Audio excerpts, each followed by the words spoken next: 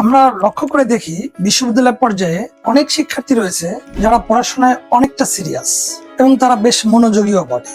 আমি তাদেরকে সবসময় অ্যাপ্রিসিয়েট করি, অভিবাদন জানাই, কারণ তারা চেষ্টা করে, তারা সিরিয়াস এবং তারা স্বপ্ন দেখে। আর কিছু শিক্ষার্থী আছে যারা চেষ্টা করে না, যারা সিরিয়াস না, যারা স্বপ্নও দেখে না, অর্থাৎ তারা সাহস পায় না। এইসব শিক্ষার্থীদের সংখ্যা খুব বেশি না হলেও যথেষ্ট রয়েছে। কয়েকদিন আগে আমি আমার ক্লাসে, আমাদের ক্লাসরুমে সাধারণত 100+ স্টুডেন্ট থাকে, তো আমার ক্লাসের পিছনের বেঞ্চে 5জন স্টুডেন্টকে আমি দাঁড় করালাম। তাদেরকে একটা প্রশ্ন জিজ্ঞাসা করতে গিয়ে দাঁড় করালাম। কাকতালীয় ভাবে দেখি যে 5জন স্টুডেন্টের কারো কাছেই কোনো খাতা নেই, কোনো নোট নেই, কোনো প্যাড নেই, কোনো কাগজ নেই। তারা বিশ্ববিদ্যালয়ের শিক্ষার্থী, তারা অনার্স ডিগ্রি শেষ করতে যাচ্ছে, কিন্তু এই 5জন কাকতালীয় ভাবে তাদের কাছে কোনো খাতা, কলম, নোট, বই কোনো কিছুই নেই। আমি প্রথমত তাদেরকে জিজ্ঞাসা করেছিলাম, তোমাদের কাছে কি কোনো কাগজ আছে, কোনো নোট আছে, কোনো প্যাড আছে? তারা সবাই আমাকে বলল নেই। তারা খুব লজ্জিত হলো, প্রচন্ড ভাবে লজ্জিত হলো, কারণ তাদের কাছে সেটা নেই। কিন্তু আমি ধরে নিলাম যে তাদের কাছে একটি কলম থাকবে এবং 5জনের কোনো না কোনো কারো কাছে থাকবে। কিন্তু